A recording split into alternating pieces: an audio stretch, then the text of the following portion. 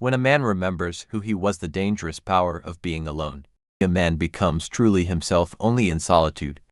Not in the gaze of a lover, not in the applause of a crowd, but in the stillness where no one else's desires reach. Arthur Schopenhauer once declared, if he loves, he ceases to be himself. A brutal claim, perhaps, but a necessary one. For behind its severity lies a bitter wisdom, that the moment man gives himself away to another, he begins to lose the map to his own soul. There comes a quiet reckoning in the life of a man, not dramatic, not loud, but seismic.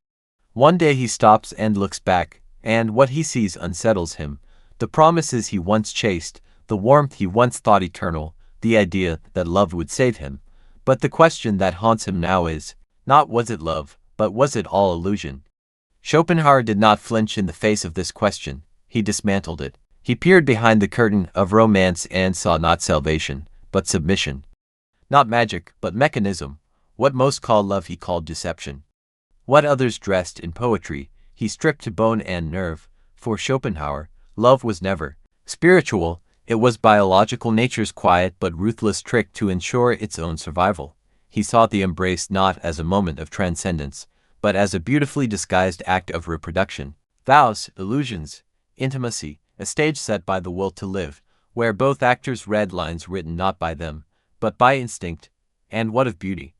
The very thing men dream of, fight for, and die in pursuit of. To Schopenhauer, it was never a blessing. It was bait, a mechanism crafted by nature to blind reason, distort values, and lure men away from higher pursuits into the narrow corridors of fleeting pleasure. History, he reminded us, did not destroy its greatest men with sword or fire.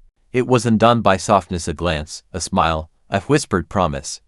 The fall of empires, the silencing of philosophers, the undoing of greatness so often began in the arms of a woman. Schopenhauer did not blame women. He saw them not as villains, but as vessels carriers of nature's silent will. Their power was not in force, but in feeling. Not in dominance, but in emotional finesse. Men build civilizations, yes. But women through need, intuition, and charm shape the builders. Society, he said, have baptized this process as divine love. But he saw the altar stripped bare, a transaction. Nature wearing the mask of romance, whispering survival through the lips of desire. Love, he wrote, was not the union of two souls. It was the blind march of the will to live, buried deep within our flesh, coaxing us to repeat the species, not elevate the spirit. And to succeed, nature had to lie. To whisper, she's different, this is real, this one will save you, until the day the veil falls, and the man finds himself not saved, but surrendered. Marriage, not a sacred bond, a surrender in legal form. The final step in the slow erosion of self. A man signs with hope but pays in regret. He trades dreams for duties, passion for practicality. What once was fire becomes routine. What once was freedom becomes burden. He works, he sacrifices, he lives but as a shadow of the man he once was. And when the beauty fades, what remains is silence, disappointment, a resentment too deep for words. Marriage is a trap set by nature, Schopenhauer wrote. A beautiful lie hiding a primal truth, that under the comfort and companionship lies a biological imperative dressed in ritual. But this was not condemnation, it was clarity. He did not cast women as enemies, only as agents of instinct, no different than men. In this great emotional theater, they simply play their part. Their weapon is not aggression, but subtlety. And in that realm, intuition, feeling, need they often triumph. Not because men are weak, but because they never knew a battle was being fought. And so, many men lose their thrones not to war, but to warmth, not to conquest, but to comfort.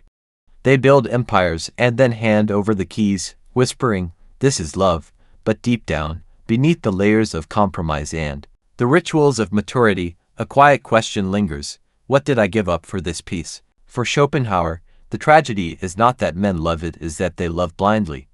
That they fall not for reality, but for reflection. That they give themselves away before they have even met themselves, and when the illusion shatters, they do not just lose a partner, they lose direction. They lose self, but in that loss, perhaps, a door cracks open, a chance not to love better, but to understand deeper. The price of desire.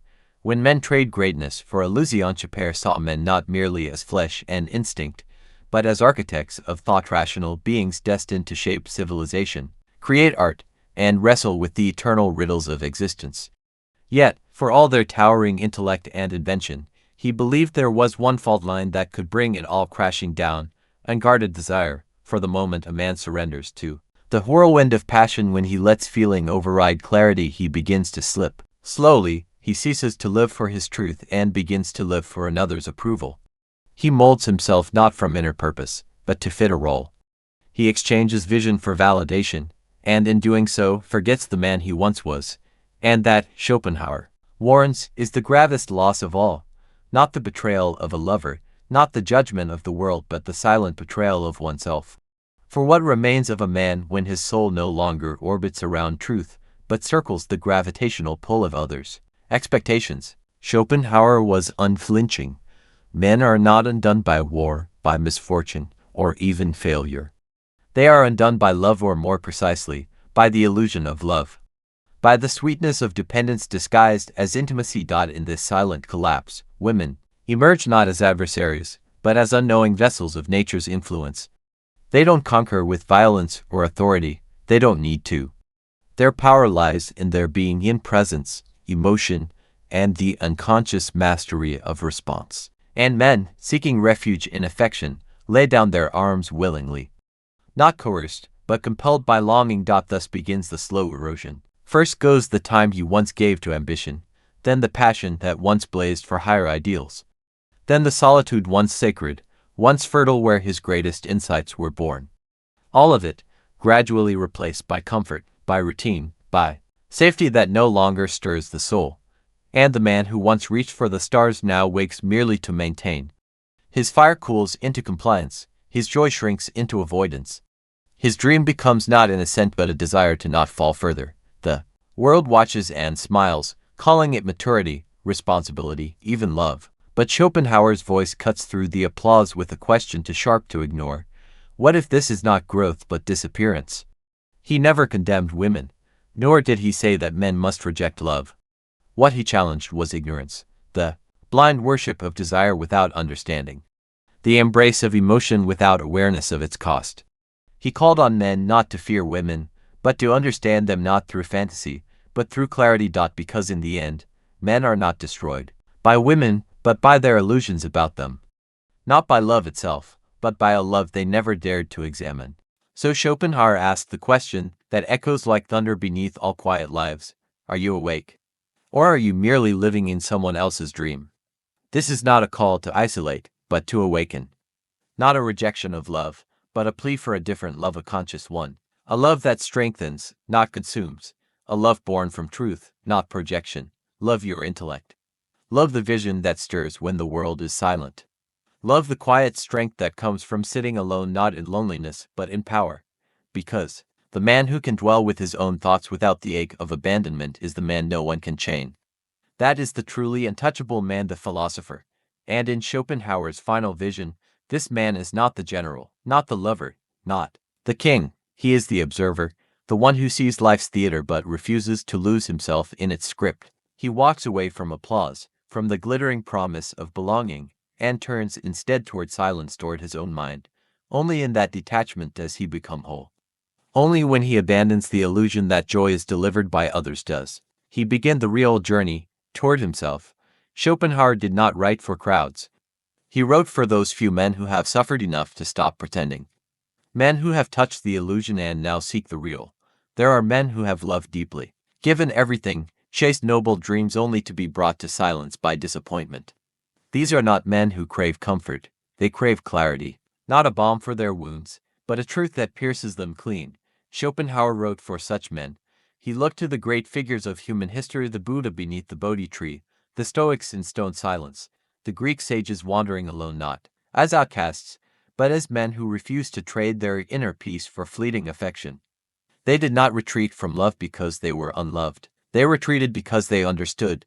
The price of peace is the courage to walk alone. It is in that solitude that Schopenhauer found not despair, but strength, not the kind that rules others, but the quiet, indomitable kind that reclaims the self. This path is not popular. Most will turn away. They'll call it harsh, cynical, even dangerous. But Schopenhauer never sought approval. he sought only truth. And truth, to him, was liberation, because once a man clearly sees what drives him, what tempts him, what weakens him, he begins to shake off the illusions that bind him. And in that moment, he steps out of the cage. He warned, a man who does not understand his desires will be enslaved by them. A man who does not understand women will become their victim, not because women intend harm, but because he walks blind into a battlefield he does not see. A man who builds his identity on promises he never questioned will find that when those promises crumble, he will have nothing left. And then comes the haunting question, echoing from within, who am I now? Schopenhauer's answer was never bitterness, it was awakening. He did not teach men to hate the world, but to stop being fooled by it. To stop letting emotion distort reason, to stop letting beauty distract them from their path. He asked men to turn around not with anger, but with clear eyes and ask, am I truly living my life, or am I just acting out the script others handed me? And if, in the silence of that question, something stirs an unnamed ache, a quiet unrest, don't run. Sit with it. Let it burn away the lies you've carried about what love is, what manhood is, what it means to belong. You were not made for captivity in comfort. You were not made to wither in a life built on compromise. You were made to see, to walk alone, if necessary, to rise not because someone told you to, but because you remembered who you are. Schopenhauer does not hand you hope, he holds up a mirror. He does not offer escape, he offers awakening. And once you've truly seen, you cannot go back. The chains will still be there, but you will know they are chains. And that is the first freedom. So if something inside you is awakening, do not smother it, share it.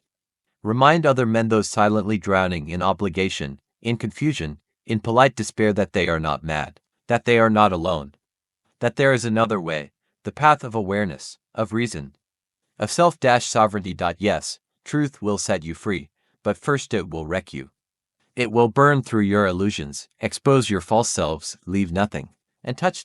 And then, in the stillness, something real will remain, not the man others wanted you to be, not the man who fit the mold, but you, authentic, unshaken, whole. And when you can sit in silence with no need for applause, no need for affirmation, no need for the warmth of a borrowed love, and still feel complete, that is the man the world can no longer manipulate. That is the man who is truly, irrevocably, free.